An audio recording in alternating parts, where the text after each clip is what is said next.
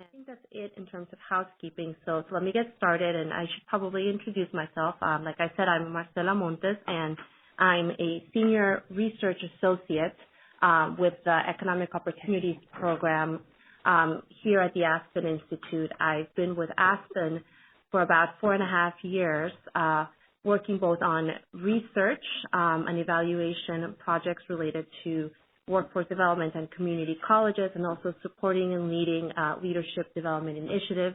I will be working with my colleague Amy Blair, managing our Reimagine Retail initiative, and I'm going to actually hand it over to Amy, who's going to introduce herself and tell us a little bit more about what we want to accomplish with this webinar today. Thanks, Marcella. Good morning, everyone, or good afternoon, depending on where you are. We've already had a question that I didn't anticipate at this point, but I'm going to go ahead and bring it up before I introduce myself. Someone has chatted that the phone conference line is full, that they can't get the audio portion of the webinar. So we're working to see if we can't address that. But both the slides and the audio portion and the audio recording from this webinar will be on our website immediately this afternoon, immediately after the webinar. So we apologize if you are having that problem and aren't getting on, although you may not be hearing me say that. Anyway, we will respond to that in our FAQ as well. So I just want to briefly introduce myself and tell you we are really excited about how much interest this request for applications and letters of interest has generated. We're actually very surprised. But anyway, I'll tell you a little bit about where I've kind of come from. I've been working with the Economic Opportunities Program at the Aspen Institute since the early 90s, mostly on, some off, working on issues related to expanding opportunity through employment and self-employment, and sector-focused learning and evaluation projects and other learning projects. Structured similarly to the way we are envisioning Reimagine Retail being designed, in the sense of promoting practitioner on the ground, people actually providing services and doing the work on the ground, promoting their capacity in terms of providing resources and learning along with people as they explore strategies for addressing, in this case, what is a pretty big challenging question, and also taking this, as many opportunities as we can to promote learning about what people are actually engaged with and trying and exploring and learning on the ground. So that's kind of where I come from. I've been engaged in a number of these types of learning and research projects. I'm going to move forward on the slide. Let's see. Excuse me. Can we move the slide forward? Sure. All right. So I'll tell you just go briefly into what the Economic Opportunities Program is. I want to apologize to people who are I'm going to stop again because we're getting a number of people saying that the conference is full. So I'm going to keep apologizing, I guess, but I will stop now and tell you a little bit about the Economic Opportunities Program. Our mission here in EOP at the Aspen Institute is to advance promising strategies, policies, and ideas, and help low and moderate income Americans connect to and thrive in a changing economy. We've been doing this type of work over 25 years, applied research in which we attempt to engage primary stakeholders who are actually involved in performing the work as much as possible in research approaches that include a learning capacity where we learn along with people as they are doing things that are innovative and challenging. We also, in the Economic Opportunities Program, do a variety of different types of leadership development and capacity building work through our academies. Some of you may be familiar with the Sector Skills Academy. We are launching academies also in more regional academies in the coming year. We also do a wide variety of public events that are designed to promote issues and get attention and provide platforms for voicing the kinds of challenges and strategies and approaches that people are taking in communities.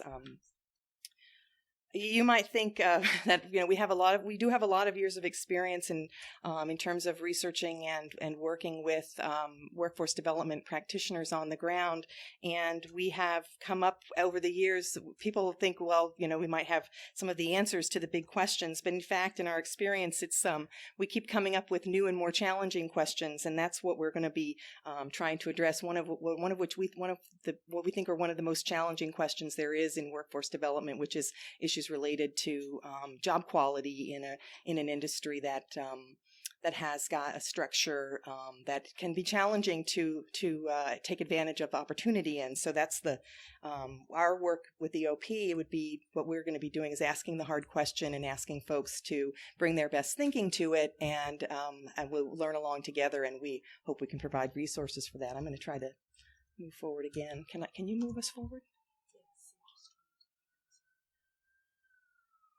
All right, so on the webinar today, we're going to provide some background information about Reimagine Retail. Reimagine Retail is supported by the Walmart Foundation with generous funds. The Walmart Foundation is working to enhance economic mobility through their grant making and capacity building projects among workers in the retail and related sectors. The Aspen Institute's Reimagine Retail work is part of the Walmart Foundation's 5-year commitment to really a wide range of initiatives that are aimed at strengthening the skills of the U.S. retail workforce and making it easier for individuals in that workforce to advance in careers more quickly, and make it a lot more obvious to people what are some of the career pathways, and actually to work on developing those career pathways. The Walmart also funds other initiatives aimed at identifying ways to change systems and practices in the retail sector, and as well, they are funding initiatives designed to develop tools and approaches for helping retail frontline workforce workers develop, upskill and develop skills and position themselves to advance. So they're really doing a lot of grant making around trying to improve the capacity of the retail sector to provide good jobs and better jobs. Also on this webinar, we're going to describe the approach that we're taking with the demonstration and the learning evaluation that's going to go along with the grants we're making through the demonstration. We'll discuss the letter of interest application and selection process, and we'll answer questions about the initiative and the application and selection process. So we wanted to learn a little bit about who's on the line and who's on the webinar. So we were asking people to take this little poll, and I hope it's working because we're having a variety of difficulties. I'm hoping that they're only related to the audio and not also the web-based capacity. So I'm wondering if you would take a moment to tell us what kind of organization you're representing today, and just choose the one that best describes you. Are people seeing that? Let's see. Oh, thank you. So the results are coming in, and wow, a very big diversity of organizations. So as a researcher, I'm always intrigued with other, and I don't know whether the poll gave you an opportunity to type in what other is, but all right.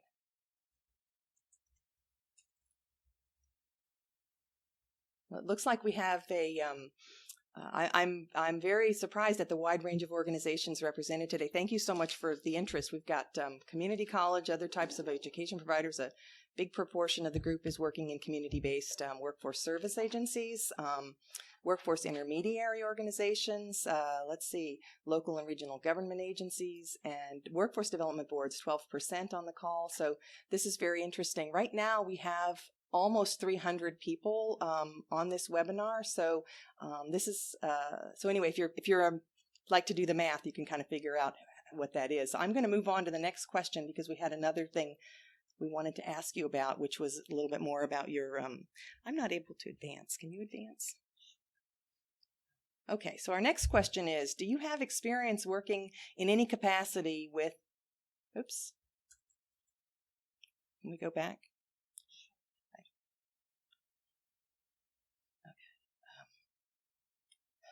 No.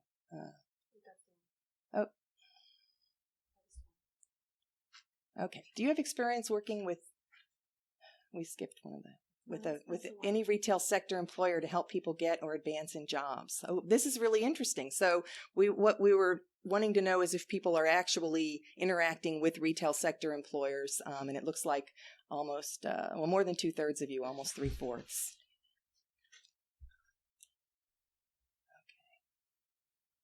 And our last question people have already answered. Do you have experience working in any capacity with employers on issues related to job quality or worker advancement? 100%. That is excellent. You are definitely the target market for this application for letters of interest. And we're going to move on and let's see. Look at them. I'm sorry. All right. So I'm going to tell you a little bit now. Thank you so much for taking the poll. That was great. That was really helpful. We like to know who's on the call, at least to the extent we can. So. Oh, okay. So Marcella's just telling me some people were not able to answer the third question, so I'm sorry about that. So Reimagine Retail is a project that has come about as we here in the Economic Opportunities Program have been working over the years on exploring strategies that folks are doing in different communities to help low-income and moderate-income individuals advance in the workplace. And as we've been doing this work, over the past decade or so, it's becoming increasingly clear that many people work long-term in jobs that actually the career path is difficult to define, and they're generally stay in jobs that are entry-level long-term, and retail is one of these sectors. Retail employs approximately 15 million people in the U.S. It's projected to continue growing. More than half of retail workers are in entry-level jobs, and many people stay in entry-level jobs for the entire time they work in retail, which can be decades. So while the sector does have opportunities for advancement, there is a high ratio of entry-level positions to supervisory level positions, so that pathway is narrow, and it's not as easy as one might hope it might be to kind of figure out how do you advance in the retail sector. Retail sector employers have got enormous they have cost constraints in terms of what they can pay their workers or how they think about designing pay structures. And so, but there are some, and we can point to some retail employers who are able to offer higher quality jobs than others, and offer opportunities for more economic stability through scheduling and building in opportunities for learning and advancement within the workforce. So we felt like retail is also a sector in which it's very difficult for the public sector, especially, to work within retail businesses, because many of the metrics that workforce organizations are evaluated against involve wage rates that many retail sector jobs just can't make. So they just can't. Aren't a large number of jobs that are at the wage thresholds that workforce boards are able to get. Workforce agencies are able to be compensated for in terms of their performance metrics. And so, but at the same time, it's an industry in which it's a now job for people who need to earn income while they complete other types of training. It's a career path job in terms of yes, there are opportunities to advance in retail, but it's an industry that's been difficult and challenging to work in. It's also the case that we've learned through our work the last year that there are a number of reasons why it's difficult that are not related to just the wages, but also the fact that management structures in retail organizations can be difficult for managers with the sheer volume of different types of work they have to do, and the management structure not being having a lot of management staff time capacity. It can be difficult and challenging to engage in that way as well with activities that kind of go beyond the day-to-day running of a competitive business. So But we really feel strongly that we, in the workforce field, we really need to pay attention to these sectors that can offer opportunities, but yet we don't see a lot of activity in terms of thinking more outside the box in terms of, okay, if the issue here is the fact that there are issues related to job quality and opportunities for advancement, are there ways that we can from our public workforce and privately funded workforce seats, find ways to collaborate and work with retail employers and find some ways to support efforts to improve job quality and worker advancement. And that's what this project is about doing. And we realize it's a big question. We have seen some ways that outside organizations have been able to interact with not only retailers but also employers in other industries.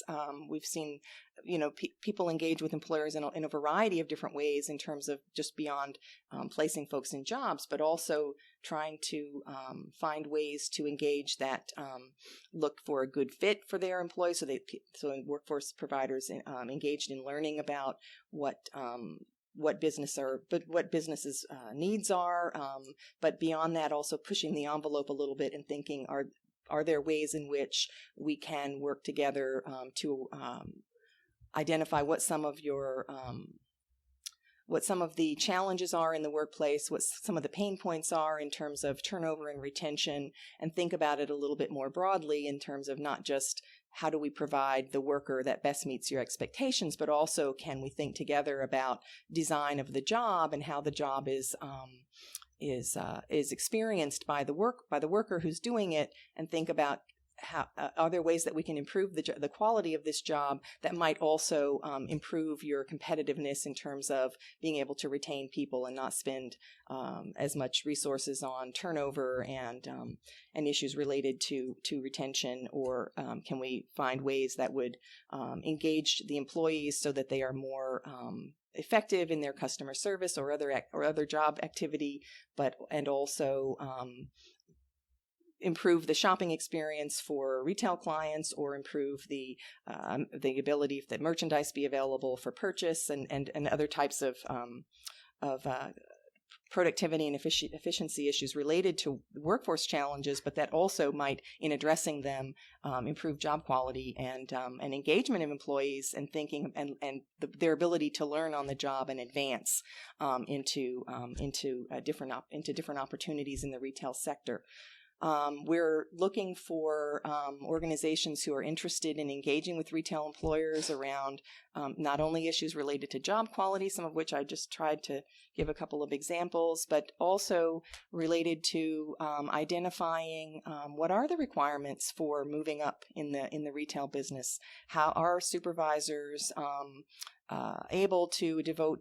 Do they even know, and are they able to devote the time and attention that's needed to helping retail frontline or entry-level workers learn the skills or cross-training, or get the kinds of experiences they need to be able to move up? And are supervisors in a position to support that? Are they themselves, do they themselves need training in order to support entry-level workers' ability to train and to learn on the job and move up? Are there ways in which a retail employer might find that it would be useful to them to be training their existing workforce, for example, or preparing them to move into other aspects of the retail business, in the case of maybe a larger establishment or in a smaller establishment that they have a variety of different types of jobs? And so identifying how do you prepare, and what are the types of ways that you can advance from a customer service or other entry-level position into supervisory management, or work in another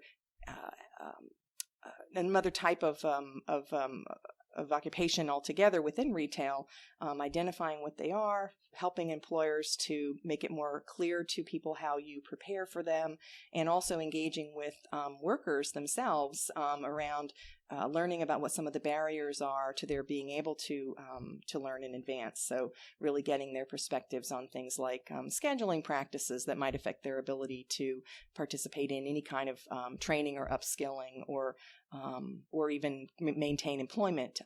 That's just one example. So we are casting this net pretty broadly in terms of wanting to encourage people to think thoughtfully about what the question of, what is a role that I can play in the type of agency that I sit in, to, in my community, promote conversations and strategies designed to kind of move the needle a little in terms of job quality in the retail sector and worker advancement. So I know I've just been, it's very tough to say. I'm just going to take a step back here because it's very difficult to talk without being able to see your audience. And so I know I've just been talking. And so I will stop in a minute and see if we can respond to some questions. But I want first to kind of tell you about how we're going to approach this Reimagine Retail demonstration and learning project, and the way that we are going to move forward with this is, as I've said, these are very big questions. This is a very big question. How do you make progress in an industry with partners who maybe you're not as maybe they're not natural bedfellows, if I should say that, but you might have to be, you probably will have to be carving out new ways of interacting with retail employers and perhaps even other partners in the community to figure out what role can we play in raising this conversation and figuring out how to engage around strategy development or some piloting or different things that retailers might be willing to try and get them engaged in helping to design it.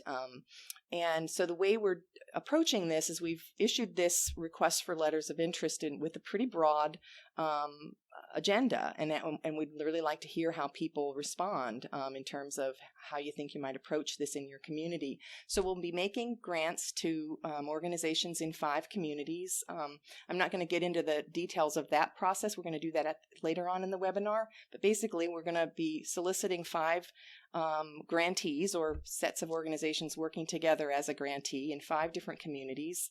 And we will be supporting the work of the 5 communities by establishing a learning community, which will be designed to not only offer you and it'll offer a few things. One is that it will convene 3 times during the grant period, which is 2 years. It will offer folks who are from the site's opportunity to have quiet time to reflect together and plan.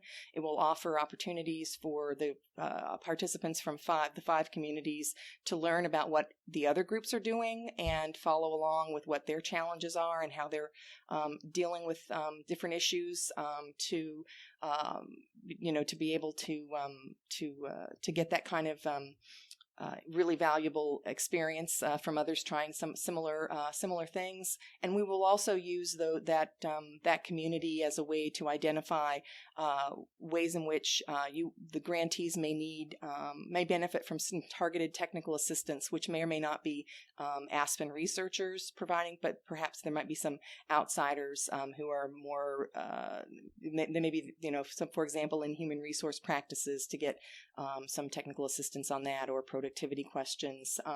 We will also use the learning community to develop together with the 5 grantees a data collection approach to learning about outcomes. And I'm going to use the word data very broadly, both qualitative and perhaps some quantitative types of, probably some kind of quantitative measures of what's the reach of this work, and whether that is actual counts of things or estimates, or how we go about that. We're going to be doing that in the context of that learning community of the 5 demonstration sites to develop a research questions and some consensus around what are the types of data indicators that we would be commonly trying to collect over the course of the demonstration together, and give people an opportunity to help shape that, because we are definitely in uncharted waters in this project.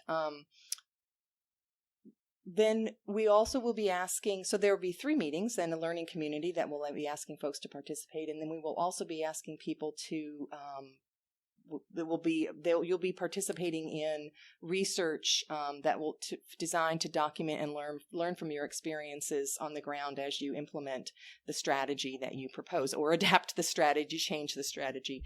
So we'll be doing site visits. Aspen researchers and probably technical consultants who might come on and also provide some assistance while we're there, and things that would be things identified together before the site visit. Would be asking the grantees to help us schedule appointments and be available during the site visits. We'll be having regular communication via telephone, and again, as participation in whatever data collection the group decides together is the appropriate way to document the progress of the work that you're doing on the ground. So there is a very heavy expectation of participating in this learning laboratory set of activities, and so we would encourage you to plan for that as you think about the budget that you develop, that you propose for the work, and what kind of staff capacity you would need to be able to have resources to devote themselves to this, because we do plan to engage people who are grantees in a real learning process. And then the other way that we will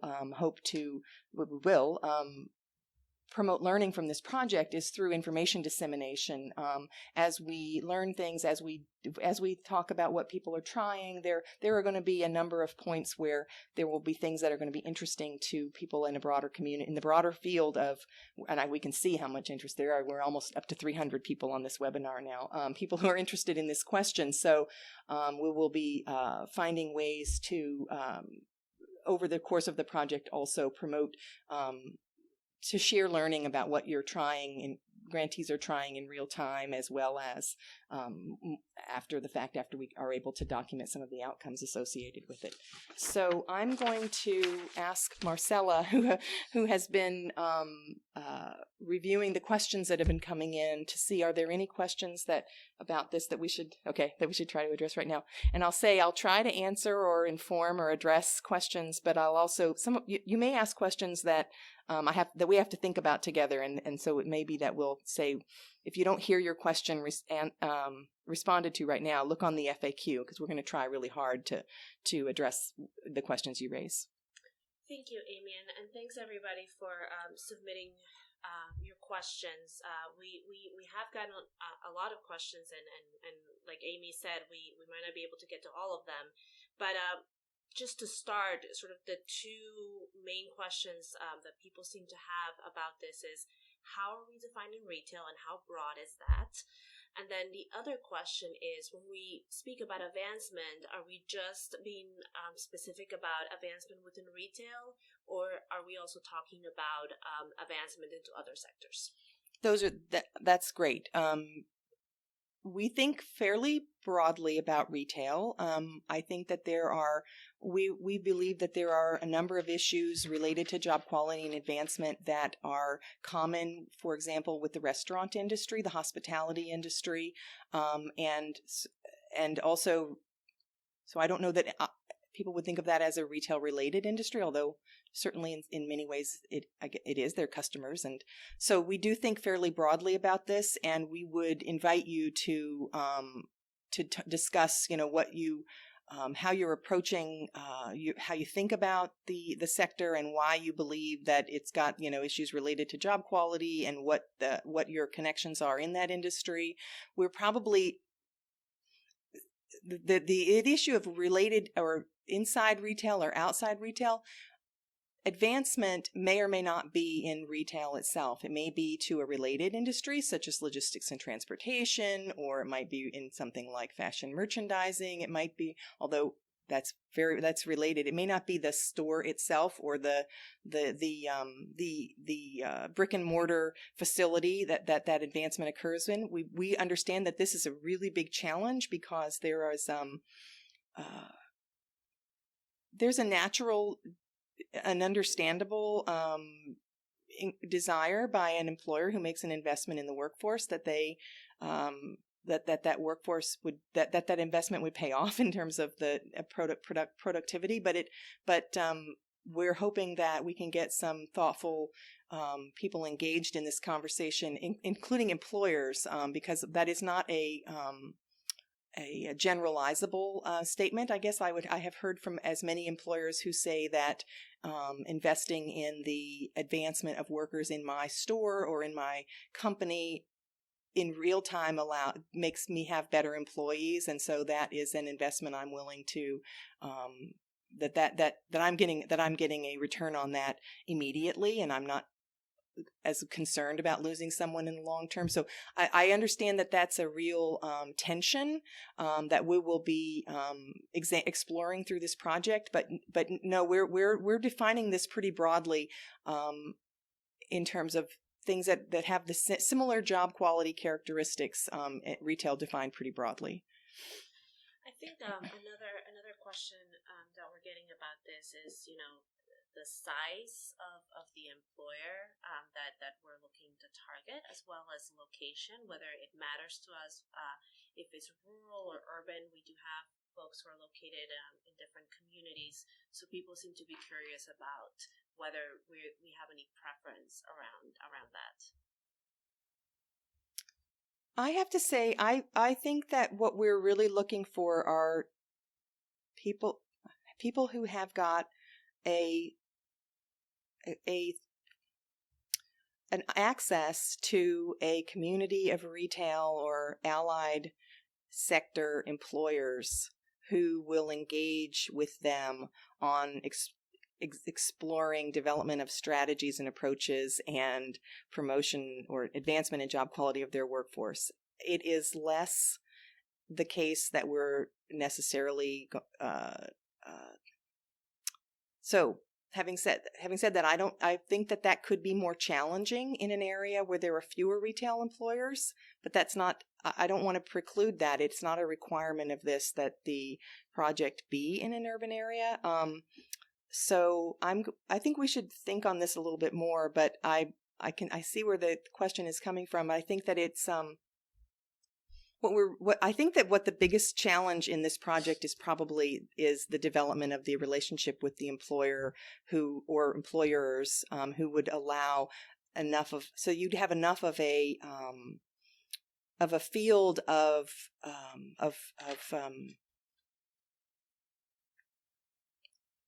retail businesses engaged, so that you would know that you were learning things that weren't just applicable to one employer or to one type of an environment. And so I guess that would be the challenge that I would see in working in a place that has less diversity of retail establishments. But again, I'm not going to say that we wouldn't be interested in knowing what your approach is going to be. So another one of the questions that we're getting, again, has to do with this definition of advancement. So one example of advancement that has been brought up a couple times is the idea that workers within a retail operation actually go off and form their own business, and would that be sort of a marker of advancement?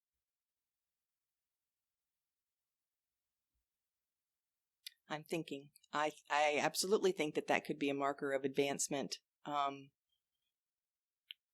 I think I will return what we're primarily trying to achieve through this project are strategies that retail businesses that workforce agencies can develop with retail businesses to change behavior in businesses, change how they think about the importance of job quality, how they think about that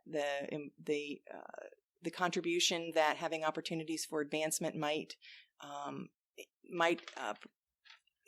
provide them by offering, by making that more clear how this job can benefit someone more long-term and get beyond entry level. So our goal is to find some ways to improve job quality in the retail sector.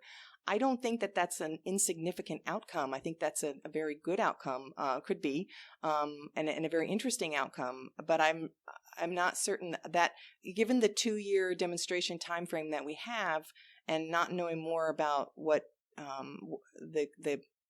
think that it's not going to take us to getting closer to this question of how do we change behavior of retail. We're not going to change their behavior. How do we provide, influence how people think, how retailers think about this issue of job quality and advancement. So I guess I would not encourage that approach, but I'm not going to say that I don't think that it's an interesting outcome and one that could really be beneficial to people.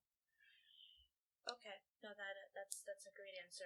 I think the other question that we've been getting is sort of what the role of the workforce development organization can be within the project in terms of what, I mean, in a way kind of goes into our next segment of what the funds can be used for. People are sort of talking about the type of organization they are and the types of services that they provide, which can include training, it can include things like financial services, and sort of how can they sort of use these funds to leverage the services that they're doing, but also meet the spirit of the grant.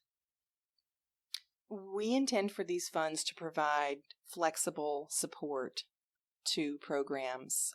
We obviously, I've outlined a pretty significant staff capacity commitment to the learning agenda, but beyond that, we don't. And the fact that money needs to go to the grant needs to be made to a 501c3 organization. We are not, people can use the funds flexibly to supplement, because we don't know what kinds of resources everyone has to do employer engagement, for example, or to do the types of work outreach to incumbent workers to talk with them, or to identify a different provider in the community who may need to be engaged to think about working with employers around supervisory practices. I'm just giving you that list, not because I think those are the things that everyone has to do, but I'm just saying that we don't want to say how you should use these funds, because what we want you to do is supplement your existing capacity and figure out the ways in which these funds can help you move forward with the spirit of the project and informing the question that. Which is very much focused on engaging employers around these issues of advancement and job quality. So the last question that we will take, because I'm seeing a lot of questions about process, and that tells me that we should move on to the next segment of our webinar, which has to do with our timeline and what we're expecting from the LOI. The last question has to do with it's sort of related to process, because it is sort of the types of organizations that we're looking for in terms of implementing this work. And people have asked a lot about intermediary organizations who might actually not be in one community, but might be thinking about a regional strategy, or might actually have organizations that they work with around the country and not a specific community. I wondered if we could speak a little bit to that. I'm sorry, I'm not certain I understand that question. Can you?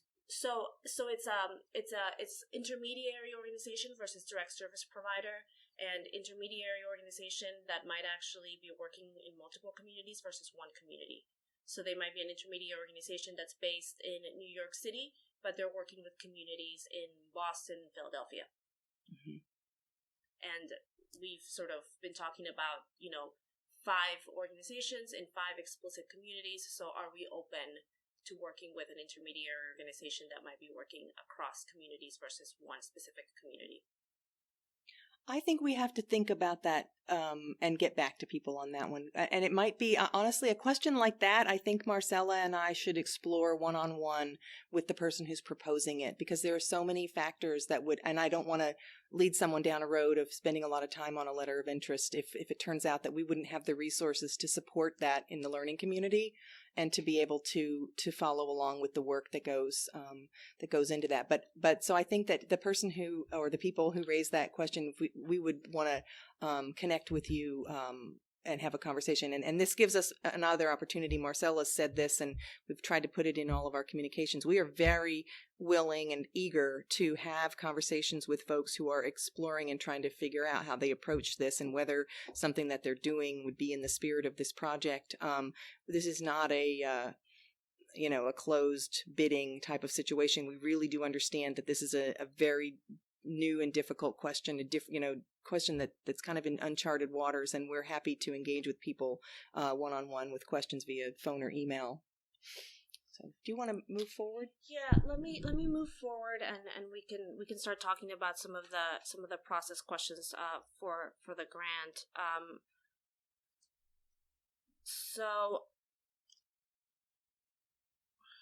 All right. So let me just first say that our LOI materials are available on our website. And some people have noted that there's a bit of a confusion on the date when the LOIs are due. LOIs are due January 18th, and we will correct the mistake on the LOI. And I apologize about that. But just to sort of go through what we are expecting, a completed LOI package will include. If you look on page 5 through 9 in your LOI, you'll see that there's a set of questions in there that we want you to answer. And what we're looking for through those questions are thoughtful answers that really will help us understand how you plan to approach the work and illustrate your capacity to engage employers on worker advancement and job quality issues. So like Amy was saying, we're really interested in hearing from you how you're thinking about these issues and how you would use this flexible funds to enhance what you're already doing on the ground, and how you would sort of work with employers to target this question. We've had some questions about page limits. There is no page limit or word limit, but we do, ask you to be sort of concise within reason and sort of, be considerate to us. And we were not expecting the next great American novel here, but we do want, thoughtful answers that illustrate your ability to engage in and work with employers. In terms of funds, we have also been getting that question. It's going to be up to $200,000 over 2 years, so that will be the full grant amount. We will be expecting a budget for over 2 years to be included with your LOI submission.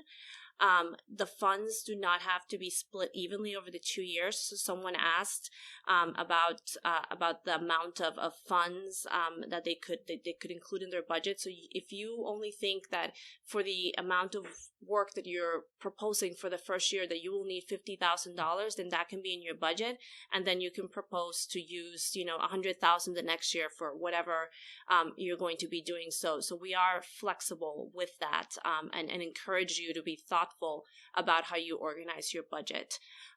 Also, to consider in your budget is, as Amy spoke earlier, we are sort of, this is a very large question, and we are interested in going along with you in this journey. And that's going to require conversations with us. It's going to require you helping us organize site visits. So I think you need to consider that as you're putting together staff time for this project on your budget.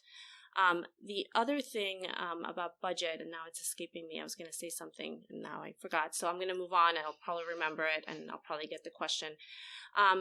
The other thing about this grant is that, like we've said before, only 501c3 organizations are eligible to receive the grants. That doesn't mean that as a 501c3 you can't partner with a business or with a local government agency. What we do want you to do is to be able to specify within your letter of interest how you're going to be working with these organizations, and make sure that all organizations who you're mentioning or who are involved in the grant in your proposed plan actually have sort of a significant amount of work that they're bringing to the table and have a value add to what you're trying to do with this project. As I mentioned before, the LOI is due January 18th, 2017. And our process will be that we're actually going to be evaluating LOIs from the 20th to the 30th of January. We will probably be contacting many of you to ask you follow-up questions or to ask you for any supporting documentation. We will essentially be choosing our sites no later than February 17th, 2017.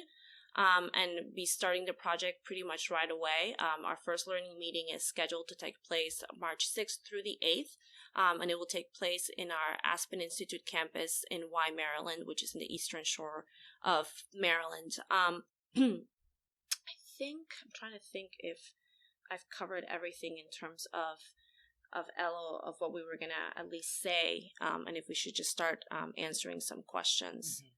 That we're getting. Okay, I've got some. And I want to say we are definitely not going to get to all the questions that have been raised. So Marcella and I are going to work really hard to respond to the ones that we don't, or maybe even those that we do as well on our FAQ site. So, but Marcella, we had a question about whether Walmart grantees are eligible.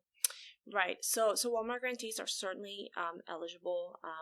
Walmart has made really they're very interested in these questions and have invested quite a bit. And I think if it's always about leveraging funds. So yes, Walmart grantees are eligible. And our community college is eligible. Community colleges are eligible, but we strongly prefer that if you have a foundation arm at your community college, that they are the ones that are receiving the grants and submitting the LOI. So you would have to do it through your foundation. Is the LOI the proposal? The LOI essentially is the proposal. We don't have a formal proposal process, so through your LOI, we are going to be. Do you want to chime in? So the LOI is the thing that's going to indicate to us whether how we're going to choose among them those who are who we feel like are well positioned to tackle this question in terms of employer engagement and the way they're able to articulate their experience in thinking about this type of this question. But we will. In the next stage while we're reviewing the LOIs, there probably will be some questions that we will come back to folks and ask for them for clarification or for folks to expand on something. So that would become part of the that process in January and early February when we are going through the LOIs. We will come back to some of the applicants and ask for additional information. Another question that came up is whether folks right now, if you have a partner you want to propose, whether we need an MOU between you. We don't need that right now, but if you were to get to the stage where we're thinking, oh yeah, we want to learn more about that, then that would be something we would probably ask for to make sure that everyone is as invested in the project as the person who wrote the letter, who responded to the questions on the LOI. Okay. You want to add something? No, okay. I'm good. And then we had a question: is that $200,000 for all five, or? Oh yes. For I saw that question. So the $200,000 is not for all five. It's $200,000 per organization, and it's $200,000 just to clarify, up to $200,000 per applicant over 2 years. So there's $1 million in total that will be regranted through Aspen of their Walmart funds to be regranted. We had a question about reporting requirements, and I can address that if you'd like me to. Sure. What we'll anticipate doing is having at the end of the first year and at the end of the second year, everyone would be required to prepare a budget report, an expenditures report against the budget, as well as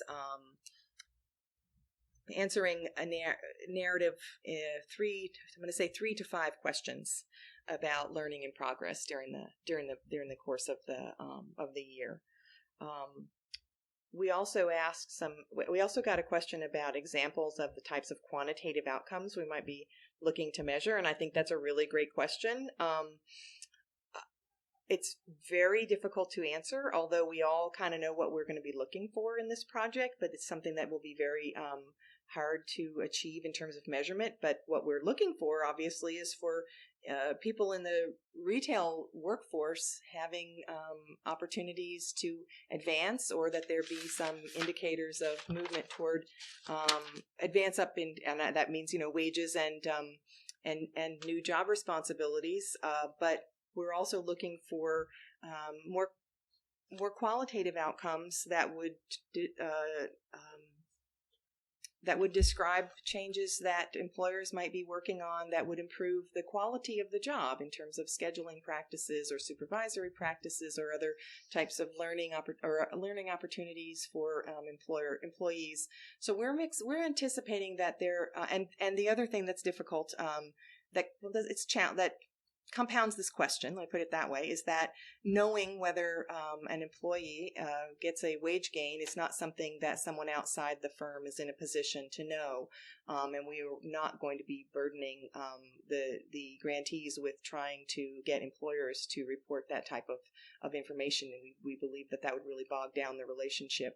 So what we will be looking for with the group are to be exploring together ways in which that we feel comfortable and legitimately and credibly would point the way toward being able to describe the kinds of changes that are occurring in the retail sector and coming up with some estimates based on retail employers who are working on changes or exploring changes and their workforce and the size of their workforce, and getting some sense of our impact in that way by approaching it from looking at what are the strategies that folks are proposing to pursue through the demonstration, and then thinking more very broadly about how can we legitimately and credibly document and learn about outcomes together in ways that don't ask people to do things they're not in a position to do. So there is I think we don't have as many questions about process anymore, but we do have a couple of more questions around sort of what can be done with the grant, and one of the questions is around whether people can partner with Walmart even though the grant's coming from Walmart. And that's a good question that I think we might need to sort of put on hold and do it through the FAQ, because I think we need to think about Actually, we have had some conversations with Walmart about what that means, and they have some guidelines that we will need to explore in more detail. I'm not certain. There's some kind of a proportion of benefit that can go to a Walmart retailer from their foundation's work, and so as Marcella said, we will get a more clear answer to that and put it on the FAQ. The other question is around target population, and I think the answer to that is that we don't have a target population. We are like we've said before, we're fairly open as to how as to who we're trying to serve with this. So the short answer to that is no. And then we had another question around using funds for advocacy efforts. And we are sort of talking about job quality issues. And Amy, I don't know if you're nodding your head on whether you want to tackle that one. I think there's a place for advocacy in this work, and we would be very interested in hearing what your approach is, what you would propose, and why. So that would be. We had a question about whether. Is funding available to provide ESL and computer training, so skills training for clients, and I'm not sure if that means retail workers or what that means. The questioner used the word clients, so I wasn't sure who the services would be geared toward. But the funds are flexible; they can be used for support of retail workers in a variety of ways. What we're looking for, though, are very strategic approaches to providing services with an eye toward how do we not have to provide these services over time for example, the question about ESL, I guess I would challenge back and say if we're talking about workers engaged with a retailer, it might be the strategy is to show them that if you do ESL training, this can help in your customer service or backroom operations or some other aspect of the work, but that you'd be hoping to show them that this is something that is worth investing in. So one of the questions, and we're starting to run out of time, but we got a question around what could be the benefits to engage an employer around this besides partnership. And I think that's a question, I want to throw that question back to you because we want to be able to understand sort of how you're thinking about this question and how you are engaging your employer around this and what are they telling you could be the benefits and sort of, I think it's a hard question to answer, and I don't think all of us really know the answer to it. I mean, I think the basic answer is, it's a bottom line thing. It's good for business, but some employers might not see it that way. So I think it really is an open question, and we'd be really interested in seeing how you're thinking about that question and how the employer partners that you plan to partner with are thinking about that question. There are two quick questions I can probably, one of, is there a match requirement? There is no match requirement to this application. And do funds have to cover the travel costs to come to the 3 learning meetings? That's a very good question. No, the grantees funds only have to cover the staff time of staff who will attend the meetings. Travel funds are covered through the other project funds that Aspen has from the Walmart grant, from the Walmart Foundation. So we're just looking through the questions. Community college program to answer that question.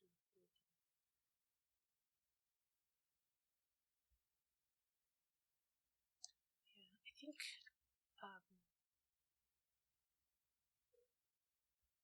So we're getting a question again that we might have not answered as clearly before.